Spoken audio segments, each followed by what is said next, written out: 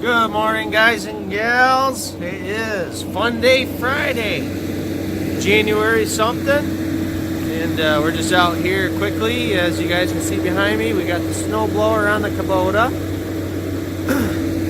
We got the skid steer warming up, and we're gonna get some stuff done here before I gotta head to work.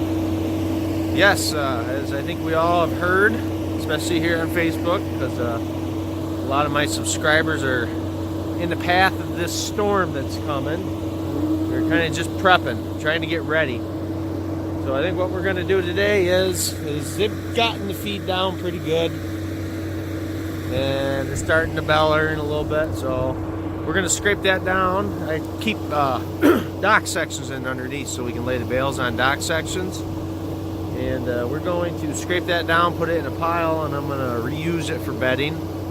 They're starting to pick through it pretty good, so that's kind of what we're up to. Yesterday we had a beautiful day here. It was cold, but went and hauled a ton of bales up from the Quonset hut. I think I hauled 12 bales back, and then I got a baleage bale.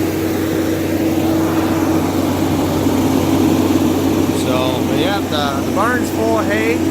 So if we get snowed in here for a couple days, a week, month, should be pretty good. Never know. I'll be honest with you, I wasn't really planning on putting the snowblower back on the Kubota, but it is what it is. It's New York, and we get it. When it's coming, we get it. So, no, that's kind of what's going on here. We're just gonna get them all prepped with their feed for the weekend, and because I'm sure I'll be busy plowing snow all weekend. It's talking like we're gonna get dumped within a 24-hour period. So just want to give you guys a quick update, and that's about it really. So sit tight, enjoy the ride.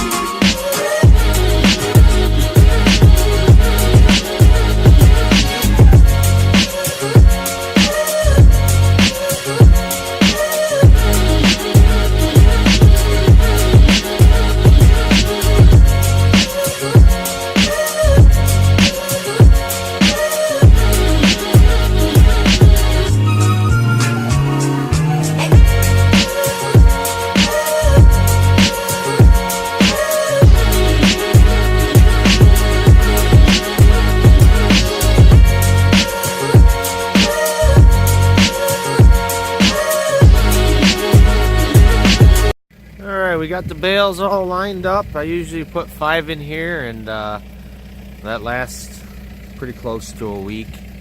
Once in a while, if there's some room, I'll push some stuff over and throw another bale. But all I do here is just cut the strings on one side and loosen it up for them, and they take care of the rest. So what you got there, that's some of our first cut. Honestly, I wish I remember where that came from. I believe it came from out back here, because we do a couple different fields. But yeah, it's some pretty good stuff. And then we got our second cut and baleage, which that's plenty wet. Smells good too. They tend to really like that stuff. Then I usually throw 3 first cut bales in here, a baleage bale, and then 1 second cut and dry hay. Give them a little mixed variety, and like I said, we always keep 3 salt blocks on hand. I do a white block, a TM block, and a selenium block. Selenium, I'm not sure why, just because I told it was a good idea. So. And they hit those when they need them, and like I said, we drain them 3 times a week. Just keep them bucket trained and give them an extra little minerals and stuff like that. But I don't know if you guys can see, I'll kind of raise you up here. Say hi, guys. Say hello.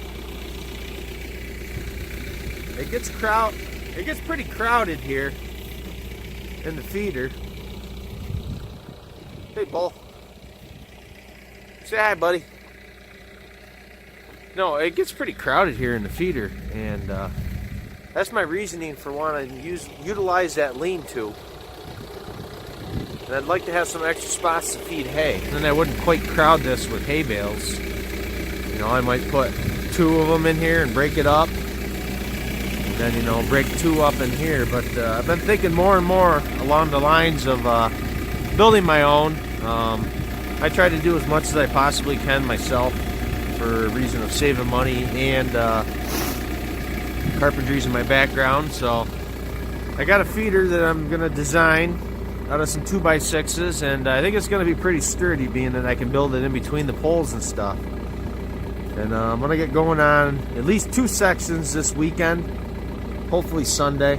Hopefully I don't have to plow snow Sunday night, but that's not a guarantee. But I'd like to get 2 sections built. I got enough lumber laying around right now to do that, so I can move the water tubs and what was I saying? Oh, move the water tubs and start feeding a bale maybe out of that upper corner up there. Everything ain't so crowded. They ain't pushing each other out of the way and stuff. You know, this worked good when we had, you know, maybe 10 cows here. You know, right now I got, I think 14 or 15 animals here right now. And next year there's going to be more. So that's kind of the plans. I just got a funny look from somebody driving by wondering what the hell I was doing.